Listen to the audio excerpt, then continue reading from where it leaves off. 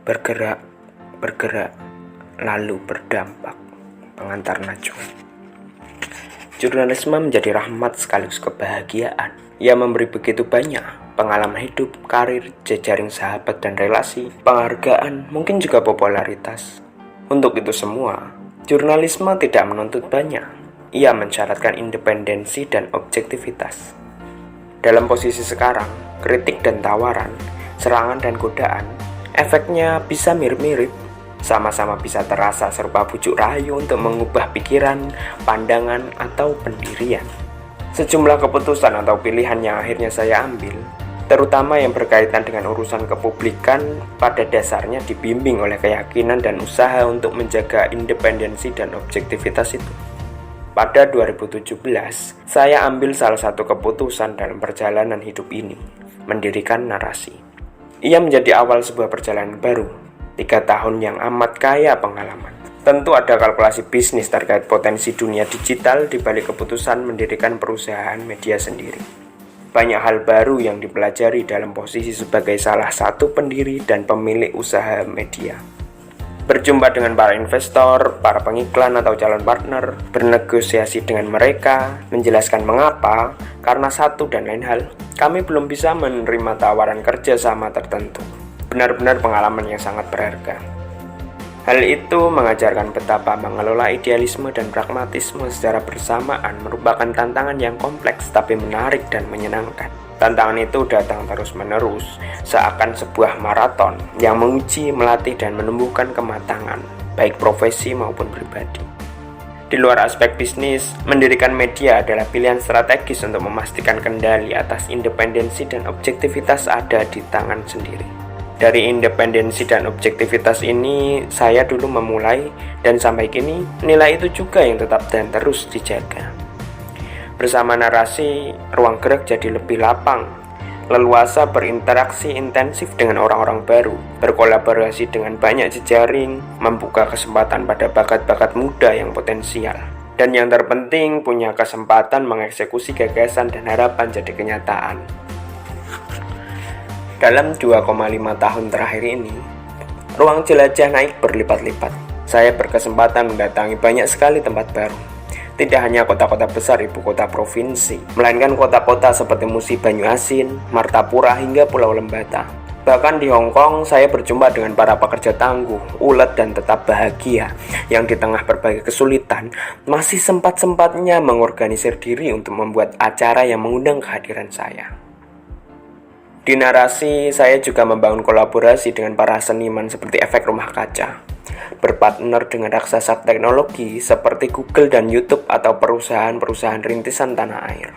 Semangat berkolaborasi yang menjadi salah satu nilai dasar Narasi itu pula yang memungkinkan saya hadir di acara-acara yang dihelat teman-teman media lain tanpa harus cemas dengan aspek kompetitif. Kolaborasi dengan Trans7 tak hanya membuat mata Najwa bisa kembali ke layar kaca, tapi juga bisa mengudara dengan lebih bernas dan tetap menjaga ketajaman. Menjadi kebahagiaan tak terkira bisa membuka ruang-ruang baru bagi para kreator muda yang selama ini mungkin belum mendapatkan kesempatan unjuk gigi. Rangkaian workshop yang dilakukan Narasi di berbagai kota pada dasarnya bukan diniatkan sebagai akuisisi talent, melainkan usaha membuktikan betapa mutiara tersebar di mana-mana dan perkembangan teknologi memungkinkan siapapun yang mau belajar untuk memperoleh kesempatan yang sama luasnya dengan teman-teman yang ada di kota-kota besar. Narasi ingin membawa mereka ke orbit-orbit penting di negeri ini agar mereka bisa lebih berperan dan agar publik lebih merasakan manfaat kehadiran mereka. Untuk itulah Narasi aktif menyediakan ruang bagi para supporter dan stakeholder sepak bola Indonesia untuk merumuskan tindakan konkret memberantas mafia sepak bola. Pertemuan para supporter dan kepolisian pasca episode PSSI Bisa Apa dan pertemuan tim Mata Najwa dengan Kapolri Tito misalnya bermuara tidak hanya pada terbentuknya Satgas Anti Mafia Bola, melainkan juga penangkapan sejumlah aktor pengaturan skor. Untuk pertama kalinya dalam sejarah, sejumlah pengurus teras PSSI akhirnya diadili. Narasi memilih terlibat langsung, menjadi fasilitator sekaligus membawa mata perhatian publik untuk selalu hadir di sana. Episode Kasta Hukuman menjadi ilustrasi yang lain. Korban salah tangkap, Ucok dan Fatah yang menjadi salah dua tamu Mato Najwa terpaksa putus sekolah karena harus mendekam di penjara sekian lama. Bermula dari talk show, lalu memantik kolaborasi antara publik, LBH Jakarta dan platform kitabisa.com, Ucok dan Fatah akhirnya bisa melanjutkan pendidikan lagi. Saya sungguh bersyukur bahwa Allah Subhanahu wa Ta'ala telah membukakan pintu-pintu kesempatan untuk mengalami pengembangan dan pengayaan. Sebuah transformasi secara pribadi dan profesi dengan tetap menjangkarkan diri pada idealisme, menjalani perubahan, mengalami transformasi sambil menjaga konsistensi. Itulah perjalanan 3 tahun ini. Saya tidak sedang bertukar posisi, menggeser aksentuasi atau mengubah gestur, mungkin iya. Ruang-ruang baru yang dijelajahi itu adalah usaha mendorong dan mengembangkan jurnalisme ke dalam tindakan-tindakan lanjutan. Kolaborasi adalah jawaban agar jurnalisme bisa memiliki dampak dan daya dorong yang lebih kuat. Agar jurnalisme tidak semata saluran suara publik, tapi juga bermuara pada tindakan-tindakan kolektif orang-orang yang menghendaki perubahan positif dan nyata.